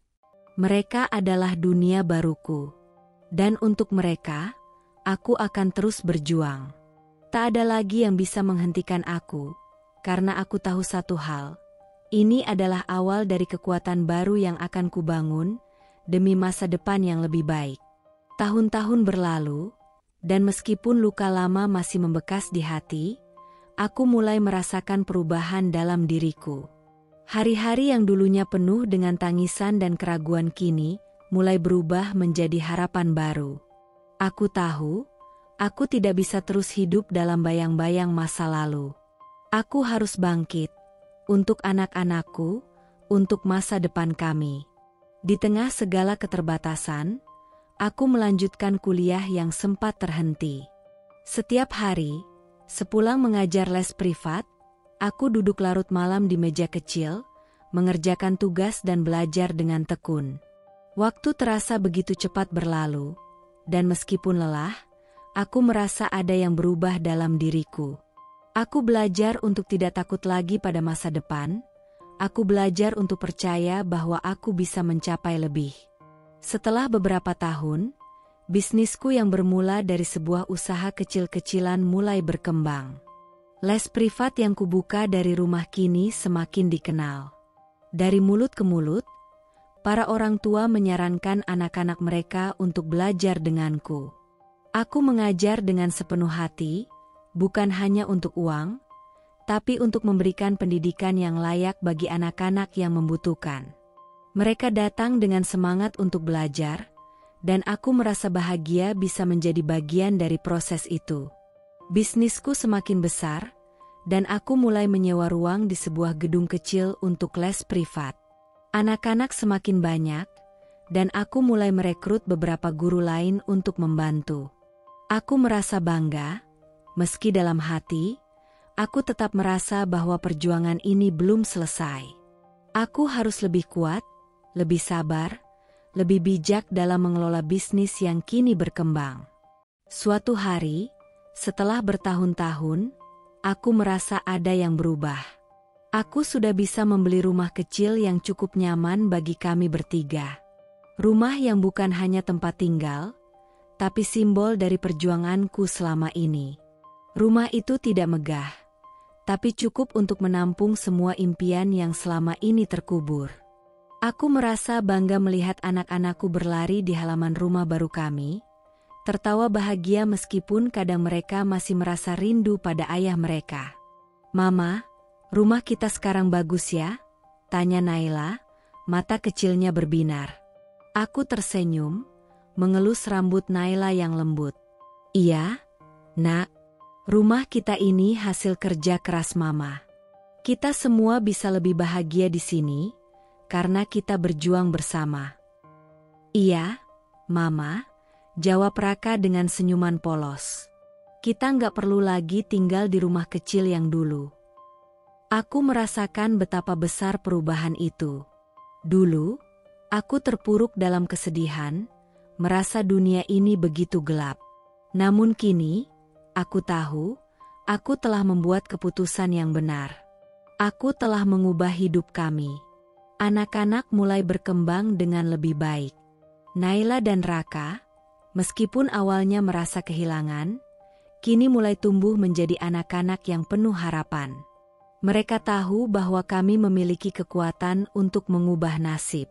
Aku juga bisa menyekolahkan mereka ke sekolah terbaik. Mereka layak mendapatkan pendidikan yang terbaik, kesempatan untuk meraih impian mereka tanpa terbebani oleh masa lalu. Setiap kali aku melihat mereka belajar dengan semangat, aku merasa seluruh perjuangan ini sebanding. Meskipun masa lalu kami penuh dengan penderitaan, masa depan kami kini penuh dengan kemungkinan. Di luar, dunia semakin berubah. Aku pun berubah. Dulu aku merasa lemah, merasa tak punya apa-apa. Tapi kini, aku melihat diriku dengan cara yang berbeda. Aku melihat seorang wanita yang telah melalui banyak rintangan, yang telah jatuh dan bangkit kembali. Aku melihat seorang ibu yang tak kenal lelah demi anak-anaknya. Dan aku tahu, meskipun perjalanan ini penuh dengan kesulitan, aku tidak akan pernah berhenti berjuang.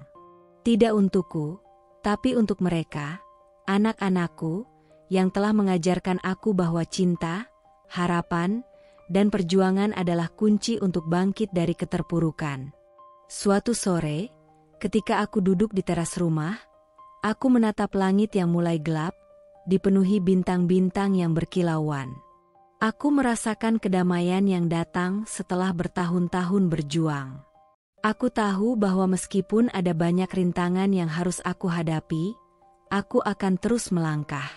Dengan keyakinan baru, aku berkata dalam hati, kami sudah bangkit. Kami sudah berubah. Tahun-tahun berlalu, dan dalam sekejap hidupku yang penuh dengan perjuangan kini berubah menjadi sebuah kisah harapan. Namun, apa yang terjadi pada Reza dan Rani? Mereka yang dulu begitu yakin bahwa hidup mereka akan selalu bahagia, bahwa segala sesuatu akan berjalan mulus karena mereka memiliki segalanya, kini harus menghadapi kenyataan yang sangat berbeda.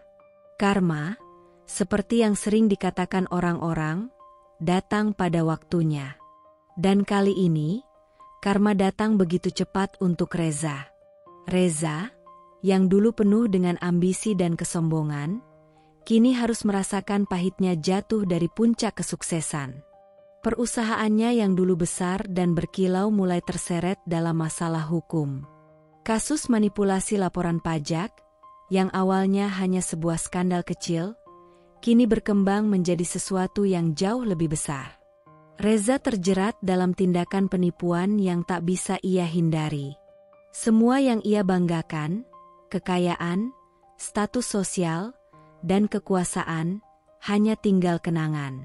Pagi itu, aku mendengar kabar dari seorang teman lama. Laras, kamu gak akan percaya. Reza bangkrut. Perusahaan yang dulu dia bangun sekarang terseret kasus pajak besar. Semua asetnya disita. Bahkan rumah yang dia bangun dengan bangga itu sekarang terancam hilang. Hatiku terasa hampa, seperti ada sesuatu yang patah dalam diri ini. Aku tidak merasa senang dengan kemalangan yang menimpa Reza, tetapi aku juga tidak merasa kasihan. Selama ini, dia telah memilih jalannya, meninggalkan kami tanpa belas kasih. Sekarang, dia harus merasakan apa yang dulu dia buat kepada orang lain. Di sisi lain, Rani, wanita yang dulu Reza pilih sebagai pendamping, ternyata juga tak tinggal diam. Setelah Reza mulai jatuh, Rani yang semula setia menemaninya, mulai terlihat jauh lebih sibuk dengan kehidupannya sendiri. Dia yang dulu dengan bangga mengumbar cintanya pada Reza kini, memilih untuk meninggalkannya. Aku mendengar kabar bahwa Rani menikah dengan seorang pengusaha kaya yang jauh lebih sukses daripada Reza. Rani menikah dengan pengusaha kaya, ya? Jadi, gak ada lagi cinta lama yang katanya tak bisa dibohongi, pikirku dalam hati, tanpa merasa sedikit pun emosi. Reza, yang dulu begitu penuh percaya diri dan memiliki segala hal yang diinginkan, kini tak punya apa-apa lagi. Semua asetnya disita. Rumah mewah yang dulu menjadi simbol keberhasilannya kini kosong dan terancam lelang. Bisnisnya bangkrut, dan yang lebih parah, ia kehilangan hak asuh anak-anak.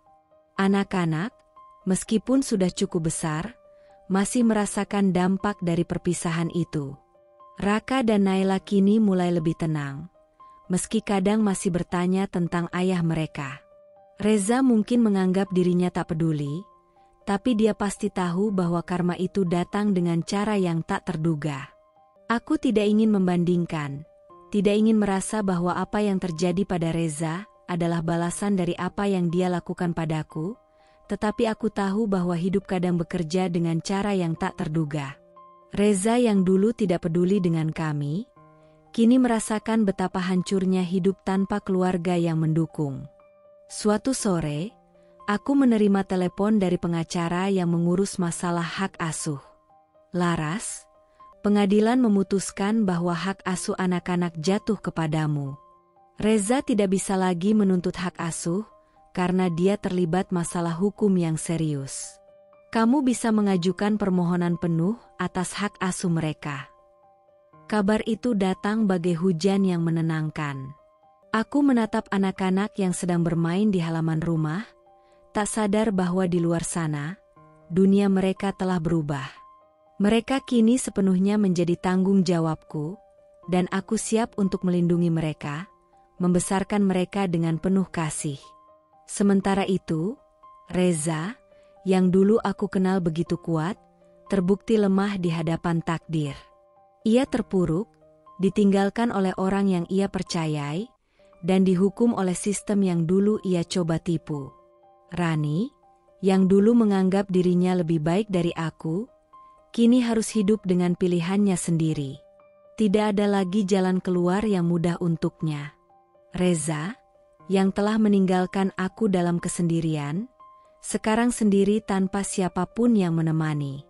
Di balik semua kemewahan yang dulu ia miliki, tak ada yang bisa menyelamatkan dia dari kenyataan. Tak ada lagi orang yang akan menolongnya. Tak ada lagi keluarga yang akan mendukungnya. Semua yang dia miliki sekarang hanyalah rasa penyesalan yang datang terlambat. Aku berdiri di depan cermin, menatap diriku sendiri. Tidak ada lagi perasaan sakit hati yang menggerogoti. Tidak ada lagi keinginan untuk melihatnya jatuh. Karena aku tahu karma itu akan bekerja dengan sendirinya. Hidupku sudah berjalan dengan baik. Anak-anak sudah bahagia. Dan aku merasa lebih kuat dari sebelumnya. Ini adalah kemenangan kita, kataku pelan pada diri sendiri. Kita sudah melewati segalanya. Anak-anak datang menghampiriku, menyandarkan kepala mereka di bahuku. "Mama, kita nggak perlu lagi mikirin ayah kan?" tanya Naila, suara lembutnya penuh kepastian. Aku mengangguk, mencoba tersenyum meski perasaan ini tak bisa sepenuhnya disembunyikan. "Tidak, Nak. Kita hanya perlu fokus pada masa depan kita." Reza telah membayar harga untuk segala perbuatannya. Kini, saatnya aku dan anak-anak menatap masa depan yang lebih cerah, jauh dari bayang-bayang masa lalu yang kelam. Karma telah menyapa, dan aku tahu kami akan baik-baik saja. Pagi itu, aku sedang sibuk menyiapkan sarapan untuk anak-anak. Rumah kami yang sederhana terasa hangat, penuh tawa kecil Naila dan Raka yang tengah berceloteh. Tidak ada yang menduga bahwa di luar sana, di dunia yang jauh dari kehidupan kami, seseorang yang dulu begitu penting dalam hidupku, kini berusaha mencari jalan kembali ke dalam hidup kami. Saat aku sedang merapikan meja makan, aku mendengar suara ketukan di pintu. Aku membuka pintu, dan di sana, berdiri sosok yang selama ini aku coba lupakan. Reza. Wajahnya yang dulu tampan kini terlihat lusuh, kurus, dan penuh dengan bekas kelelahan. Pakaian yang dikenakannya terlihat kumal, dan matanya tak lagi memancarkan kepercayaan diri yang dulu begitu dominan. Aku ingin minta maaf, Laras." Suara Reza terdengar serak, seperti menahan sesak di dadanya. "Aku salah, aku menyesal. Aku benar-benar menyesal telah meninggalkan kalian." Aku menatapnya dengan campuran perasaan. Ada rasa sakit yang kembali muncul, namun ada juga perasaan lega. Aku tidak pernah berharap dia datang kembali, tapi jika dia memang menyesal, aku harus mendengarkan. Namun, kali ini, aku bukan lagi Laras yang dulu. Aku bukan lagi perempuan yang lemah yang tergantung pada pria yang mengkhianatinya. Aku mempersilakan Reza masuk, meskipun perasaanku bercampur aduk. "Apa yang membuatmu datang kemari, Reza?" tanyaku. Suaraku terasa datar, tanpa ada emosi yang terlampau kuat. Dia menunduk, seakan tak berani menatapku. "Aku tahu aku telah mengkhianati kalian. Aku kehilangan semuanya. Perusahaan, uang, bahkan Rani. Aku sadar kalau aku terlalu gegabah. Aku datang untuk meminta maaf dan berharap kamu bisa memaafkanku." Aku hanya diam, membiarkan kata-katanya terputus-putus, membiarkan dia menanggung penyesalan yang dalam. Namun, aku tahu bahwa semua itu sudah terlambat. Tidak ada lagi ruang untuk penyesalan yang datang terlambat. Namun, di saat itu, Naila, anak sulungku yang kini sudah menjadi gadis remaja yang penuh percaya diri, masuk ke ruang tamu, diikuti oleh Raka yang masih dengan tatapan polosnya. Mereka menghampiri, dan saat mereka melihat sosok Reza, ada sesuatu yang berubah dalam pandangan mereka. Naila, yang selama ini jarang menunjukkan emosinya, berdiri tegak di depan Reza, menatapnya dengan mata yang tajam. Ada kekuatan dalam tatapan itu yang membuat Reza terdiam. Naila mengangkat kepalanya, menyapu seluruh ruang dengan tatapan penuh keberanian, lalu berkata dengan tegas, "Ayah pergi dari hidup kami dulu. Kami baik-baik saja tanpa ayah." Suasana menjadi hening. Kata-kata Naila seperti pisau yang menusuk dalam diam, namun itu adalah kenyataan yang harus dihadapi Reza. Aku melihat bagaimana wajah Reza memucat, bagaimana dia menyadari bahwa anak-anaknya, yang dulu tergantung padanya, kini telah tumbuh menjadi pribadi yang kuat. Mereka tidak membutuhkan kehadirannya lagi untuk merasa lengkap. Raka, yang masih muda, mungkin tidak sepenuhnya mengerti apa yang terjadi, tetapi dia ikut berdiri di samping Naila, mendukung kakaknya dengan diam. Aku merasakan kekuatan mereka, kekuatan yang datang dari anak-anak yang telah belajar menghadapi hidup dengan penuh harapan, meskipun tanpa sosok ayah di samping mereka. Reza berdiri di sana, terpaku oleh kata-kata Naila, dan aku bisa melihat bagaimana penyesalan itu semakin menghantui dirinya. Dia tahu bahwa apapun yang dia lakukan sekarang tidak akan mengubah apa yang telah dia hancurkan. "Aku tahu aku tidak bisa memperbaiki semuanya," suara Reza bergetar. "Tapi aku benar-benar menyesal. Laras, aku ingin kamu tahu itu." Aku menatapnya lama, mencoba mengumpulkan kata-kata yang tepat, tetapi aku merasa tidak ada lagi yang perlu dibicarakan. Tidak ada lagi ruang untuk penyesalan, tidak ada lagi ruang untuk cinta yang hilang. Kami telah berjalan jauh dari masa lalu itu, dan apa yang terjadi hari ini adalah hasil dari keputusan-keputusan yang pernah diambilnya. Apa yang kamu lakukan dulu, Reza, sudah meninggalkan bekas yang tak bisa dihapus. Kamu tidak bisa kembali ke dalam hidup kami. Kami sudah bahagia dengan cara kami sendiri. Jawabku, kali ini dengan penuh keyakinan. Anak-anak tidak membutuhkan kamu lagi. Mereka sudah cukup kuat tanpa kehadiranmu. Reza menunduk, seakan menerima kenyataan itu. Tanpa sepatah kata pun, dia berbalik dan pergi, meninggalkan kami di dalam rumah yang kini terasa lebih kuat, lebih utuh. Setelah pintu tertutup, Naila berjalan menuju aku dan memelukku erat. Raka juga datang dan memelukku dari sisi yang lain. Kami bertiga berdiri di ruang tamu yang kecil, merasakan kedamaian yang tumbuh dari kekuatan yang tak tampak. Kekuatan yang datang dari kami bertiga, yang telah melewati begitu banyak hal bersama. Naila, dengan wajahnya yang penuh ketegasan, berkata, "Mama, kita sudah cukup. Kita tidak butuh ayah lagi untuk bahagia."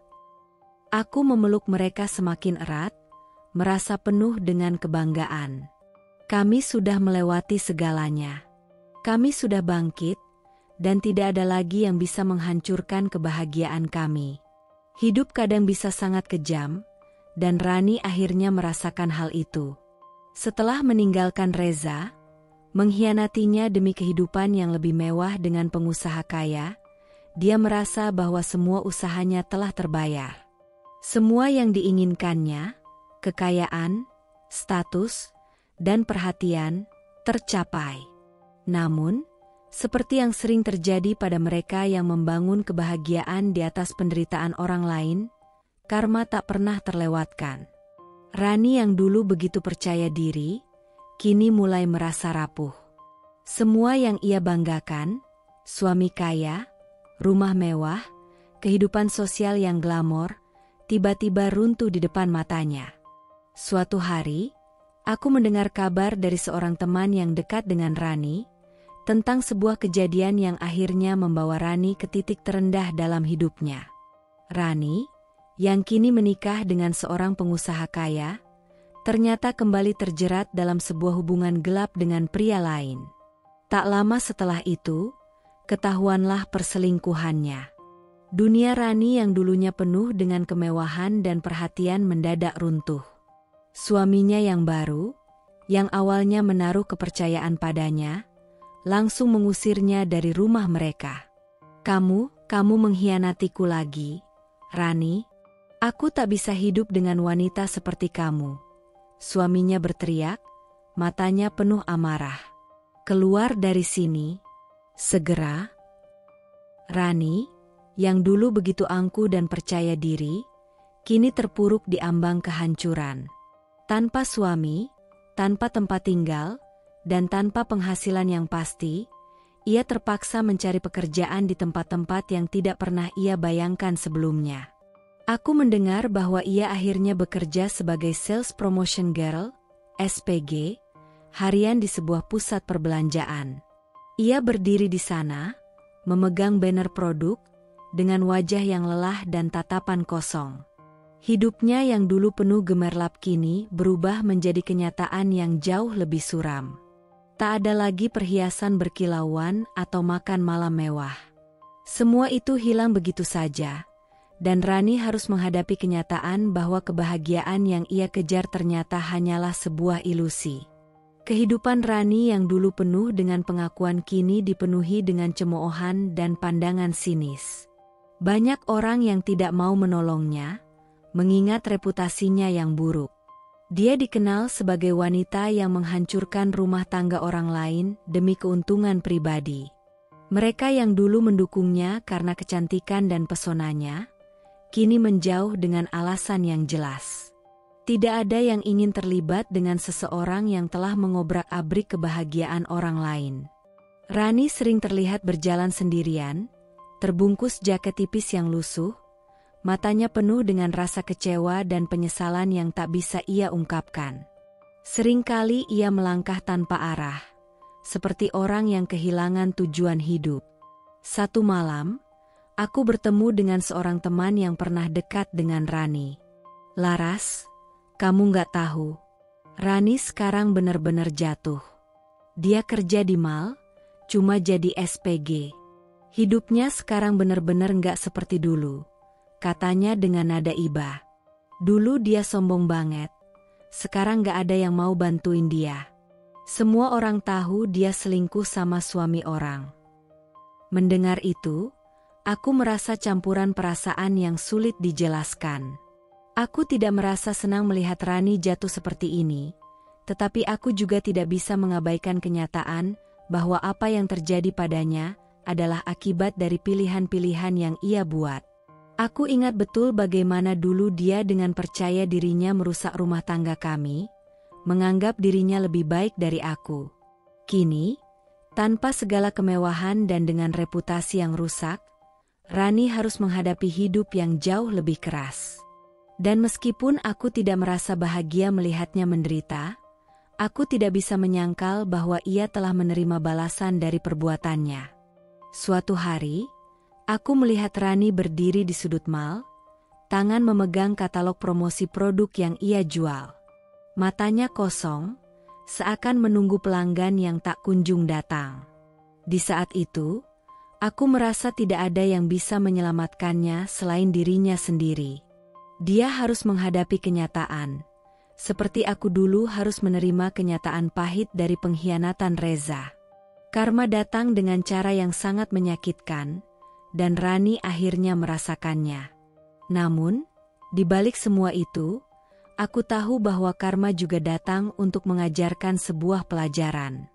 Aku tidak ingin melihat Rani terus terpuruk, tetapi aku juga tidak bisa mengubah apa yang telah terjadi. Rani harus belajar untuk menerima konsekuensi dari apa yang telah ia lakukan. Ini adalah perjalanan hidupnya, dan aku tidak bisa lagi terlibat di dalamnya. Saat aku menatap Rani dari kejauhan, ada sebuah kesadaran yang mendalam. Kita semua, pada akhirnya, akan menerima apa yang kita tanam. Dan meskipun hidupku telah berubah menjadi lebih baik, aku tidak bisa lupa bahwa ada pelajaran berharga di balik setiap penderitaan yang kita hadapi. Karma bukanlah tentang balas dendam, tetapi tentang memberikan setiap orang kesempatan untuk bertanggung jawab atas apa yang telah mereka perbuat. Aku berdiri di teras rumah baruku yang indah, memandang ke arah taman yang hijau dan terawat rapi. Angin sore yang lembut menerpa wajahku, membawa kedamaian yang sudah lama hilang. Suara tawa anak-anakku, Naila dan Raka, terdengar dari ruang makan, memenuhi rumah dengan kehangatan yang tak ternilai. Kami sedang makan malam bersama, sesuatu yang dulu hanya bisa aku impikan, dan kini menjadi kenyataan. Laras, tanpa beban dan penuh kebahagiaan, memandang anak-anak yang kini tumbuh menjadi pribadi yang kuat dan penuh cinta. Mereka adalah kebanggaannya, dan aku merasakan betapa erat ikatan yang kami bangun selama ini. Kami telah melewati begitu banyak hal, dan meskipun hidup tidak selalu mudah, kami selalu memiliki satu sama lain. Makan malamnya enak, kata Raka dengan mulut penuh, matanya berbinar. Naila, yang lebih pendiam, hanya tersenyum dan mengangguk setuju. Suasana di meja makan itu begitu sederhana, namun terasa sangat lengkap. Aku menyendok makananku, lalu memandang keluar jendela, sejenak merenung. Hidup telah mengajarkan banyak hal. Aku tak lagi merasa marah pada Reza atau Rani. Aku tak lagi merasa sakit oleh pengkhianatan mereka, karena hidup telah memberikan balasannya dengan cara yang sangat adil. Reza yang dulu penuh dengan keangkuhan dan rasa superior, kini terpuruk tanpa arah. Rani, yang dulu menganggap dirinya lebih baik, kini harus menghadapi kenyataan bahwa segala keputusan yang ia buat hanya membawa kehancuran bagi dirinya sendiri.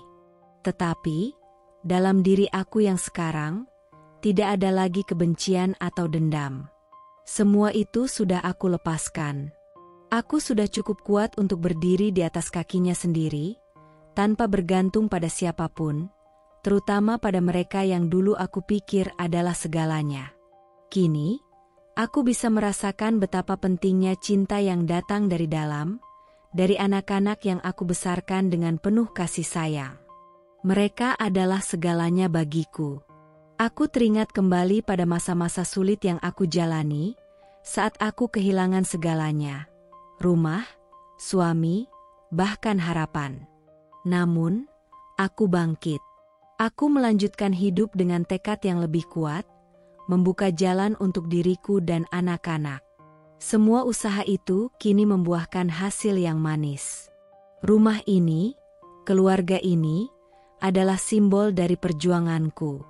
Suara tawa anak-anak kembali mengalir, dan aku merasa seolah-olah waktu berhenti sejenak. Ini adalah kebahagiaan yang sejati, yang tidak bisa dibeli dengan uang atau status. Ini adalah hasil dari cinta yang tulus, dari perjuangan yang tanpa henti, dan dari keteguhan hati untuk bangkit, meskipun hidup seringkali membawa kita jatuh. Aku menatap mereka, dan dalam hati, aku berkata pada diriku sendiri, aku bahagia tanpa mereka. Aku tidak membutuhkan pengkhianat untuk merasa lengkap. Aku punya yang lebih berharga dari itu, aku punya anak-anak yang mencintaiku, dan aku punya diriku sendiri. Hidupku telah berbalik 180 derajat. Dari keterpurukan, aku menemukan kekuatan. Dari pengkhianatan, aku menemukan kedamaian. Dan yang paling penting, dari segala rasa sakit itu, aku menemukan kebahagiaan yang tak tergantikan. Reza dan Rani, dimanapun mereka sekarang, harus menjalani kehidupan mereka dengan penyesalan yang terlambat. Mereka mungkin telah merusak banyak hal dalam hidup mereka, tetapi aku tahu, tak ada yang lebih berharga dari apa yang aku miliki sekarang.